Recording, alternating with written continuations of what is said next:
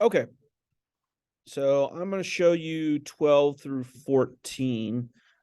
Let me change this around a little bit here.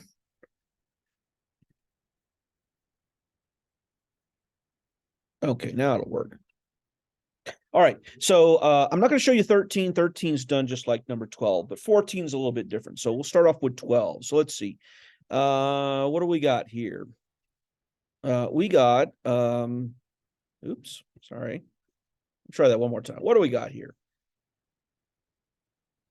We have on number 12 the AP. AP is the distance from, let's see, here to here, and that's x squared. And then we're given the whole thing or just PU. So P would be the short piece.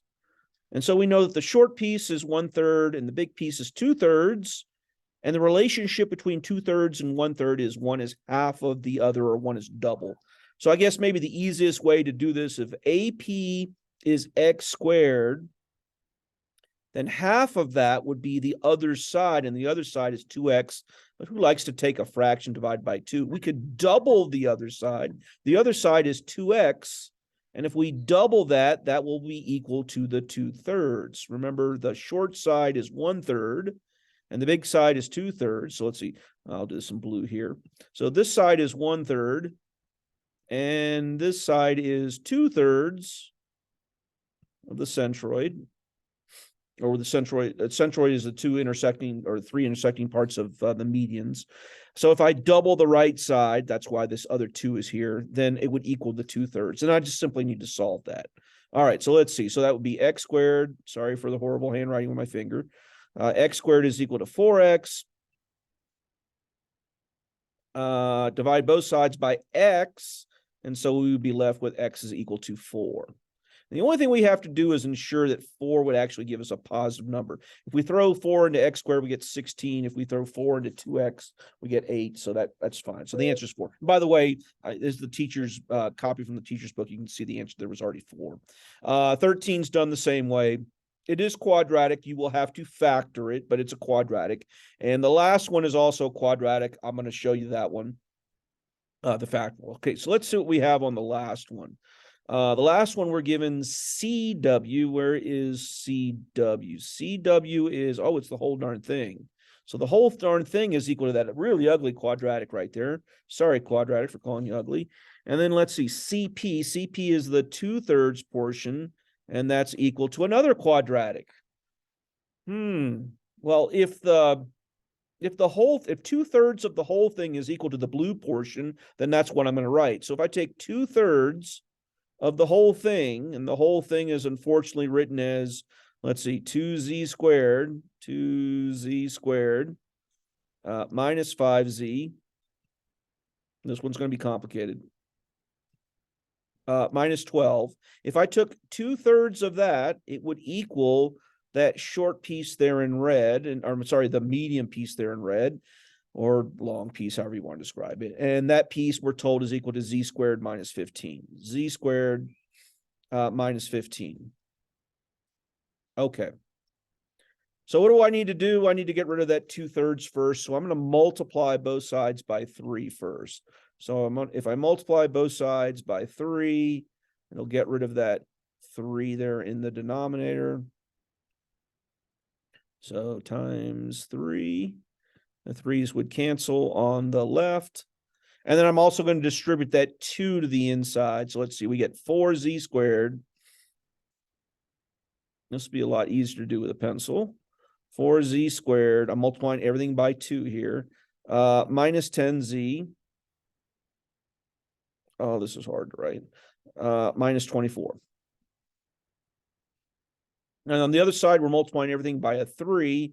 So we get 3z squared minus 45. I could probably talk through faster than I can write this.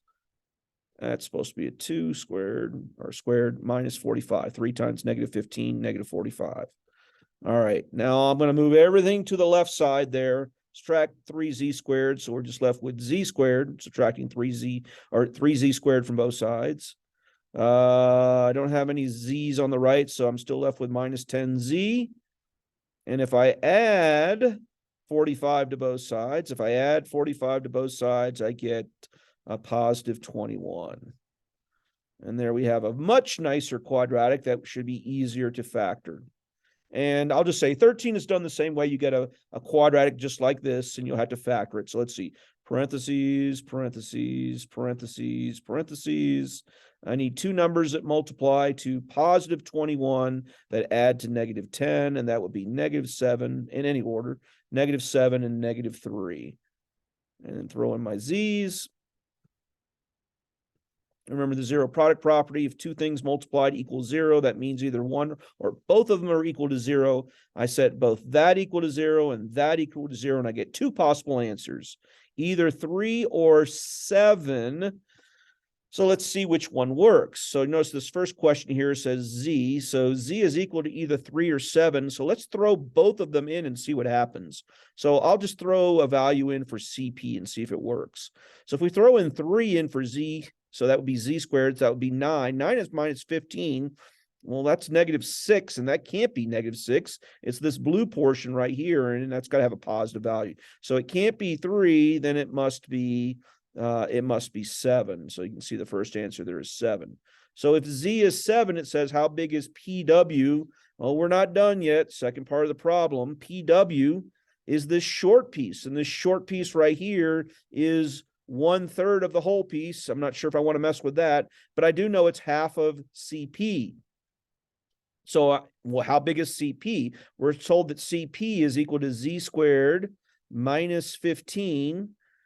And since we know that z is equal to 7, that would be 7 squared would be 49 minus 15. Let's see, 49 minus 15 is 34. So that's what CP is. And I know the relationship between CP and PW is, well, PW is half of CP because it's 1/3, 2/3.